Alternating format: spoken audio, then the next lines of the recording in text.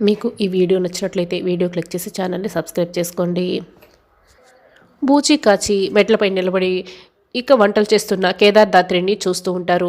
అసలు అత్తయ్య గారు ఇంట్లో నుంచి వెళ్ళిపోవాలని, అత్తయ్య గారి గురించి ఇంట్లో నుంచి వెళ్ళిపోవాలని బాధపడకుండా వంటలు చేస్తూ కూర్చుంటుందా వంటలు అని నిషి కోప్పడుతూ ఉంటుంది. అయినా నువ్వు కదా వంటలు చేసి మార్కులు కొట్టేయాల్సింది, తను చేస్తుంది ఎందుకు, కొంచెం కూడా బాధపడకుండా అని కాచి అడుగుతూ ఉంటే, ఇప్పుడు ఇంట్లో అందరూ ఉన్నారు, ఇప్పుడు నిషి వంటలు చేయడం అవసరమా అని బూచి అయితే కంగారు పడుతూ ఉంటాడు.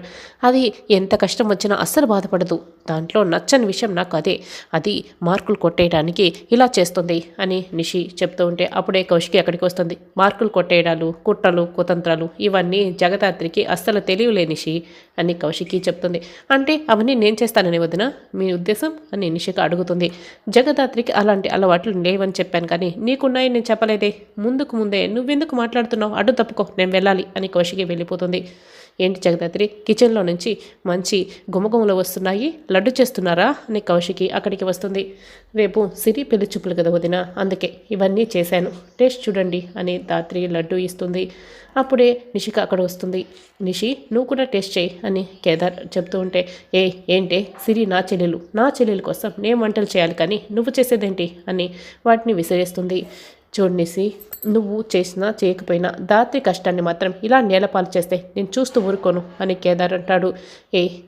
ఏంటి మధ్యలో నీకోలా, అయినా సిరి నా చెల్లెలు, నువ్వెవరు చేయడానికి అని నిషి కోప్పడుతుంది.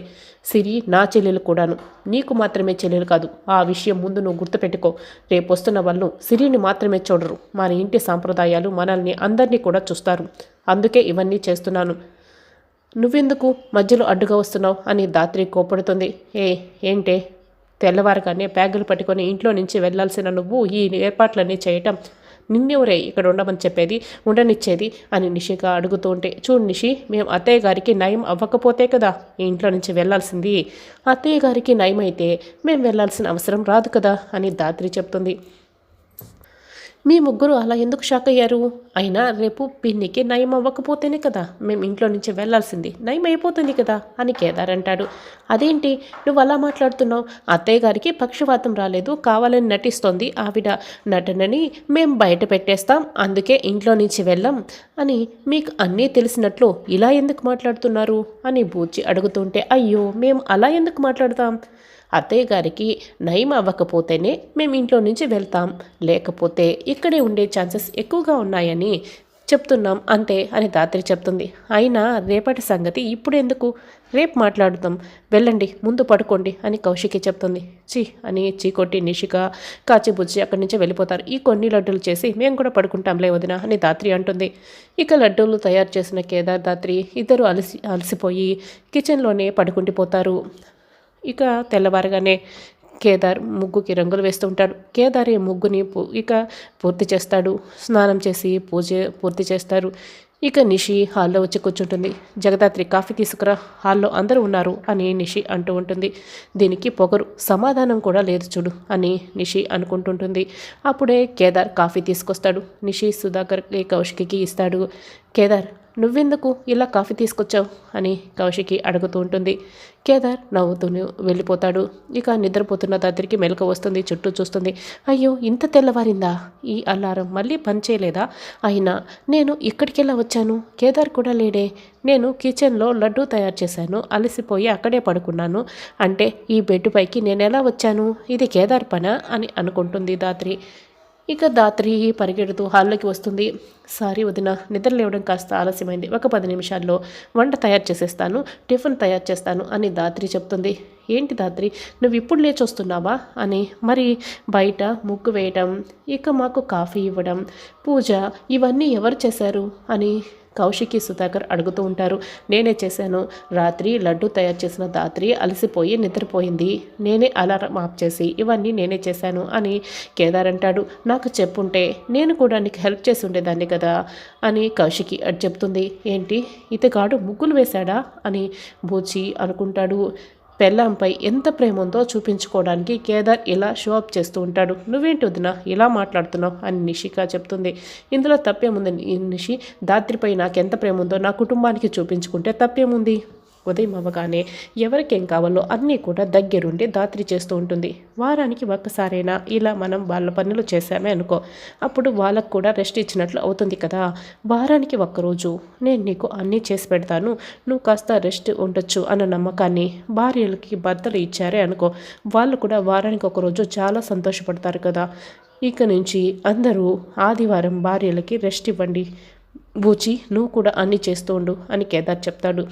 మా ఇంట్లో మేమేం చేసుకోవాలో మాకు తెలుసు, కానీ ఇంటి బయటకు వెళ్ళి మీరేం చేసుకోవాలో అది చూసుకోండి అని కాచి చెప్తుంది. ఇన్ని రోజులు మా ఇంట్లో బాగానే కాలక్షేపం చేశారు, ఇక బయలుదేరండి అని నిషి చెప్తుంది. మర్చిపోయారు ఏంటి అని బూచి అడుగుతాడు. మర్చిపోయినా గుర్తు చేయడానికి మీరున్నారు కదా అని దాత్రి చెప్తుంది. ఒక 10 నిమిషాలు సమయం ఇస్తే ఫ్రెష్ అప్ అయి వెళ్ళిపోతాం. ఇక ఒక 10 నిమిషాలు సమయం ఇస్తావా నిషి అని దాత్రి అడుగుతుంది. వెళ్ళండి అని నిషి చెప్తుంది. సరే మీరు చెప్పినట్లే 10 నిమిషాల్లో వెళ్ళిపోతాం, పద కేదార్ అని దాత్రి చెప్తుంది. ఆ జగదాత్రి కేదార్ని పంపిస్తానని నిషి కిందకి వెళ్ళింది, ఇంకా రాలేదే అని వైజయంతి ఇక గదిలో తిరుగుతూ ఉంటుంది. అప్పుడే తలుపు సౌండ్ వస్తుంది. వెంటనే వీల్ చైర్లో కూర్చుంటుంది. మీరా ఇంకా ఎవరో అనుకొని నేను ఎంత టెన్షన్ పడ్డానో. వాళ్ళు వెళ్ళిపోతున్నారా లేదా, వెళ్ళిపోయారా అని వైజయంతి అడుగుతూ ఉంటుంది. 10 నిమిషాల్లో రెడీ అయ్యి వెళ్ళిపోతామని చెప్పారు, కాసేపట్లో వెళ్ళిపోతారు అని నిషి చెప్తుంది. ఆ యమ్మి 5 నిమిషాల్లో కూడా ఏదో ఒకటి చేస్తుంది, ఇంకా 10 నిమిషాలంటే నాకు చాలా కంగారుగా ఉంది. ఆ కౌశికి ఈయన ఎక్కడ అడ్డుపడతారన్న టెన్షన్ కూడా ఉంది అని వైజయంతి చెప్తూ ఉంటే, నిన్న మనం ఇచ్చిన డోర్స్కి వాళ్ళు ఎవరు కూడా అడ్డుకోరమ్మా, కాబట్టే ఖచ్చితంగా వాళ్ళు ఇంట్లో నుంచి వెళ్ళిపోతారు. ఈ వజ్రపాటి కుటుంబానికి ఈ యువరాజ్ ఒక్కగానొక్క వారసుడు అని కౌశికి అక్కకి నాన్నకి తెలియచేస్తాను అని యువరాజ్ చెప్తాడు. కానీ జగదాత్రి అడ్డుకుంటుంది అని నిషి చెప్తుంది. ఆ ఎమ్మి వాళ్ళు కాసేపట్లో ఇంట్లో నుంచి వెళ్తుంటే వాళ్ళేంటి అడ్డుకునేది అని వైజయంతి చెప్తుంది. కానీ జగదాత్రి ఏది అంత తేలిగ్గా ఓటమని ఒప్పుకోదు.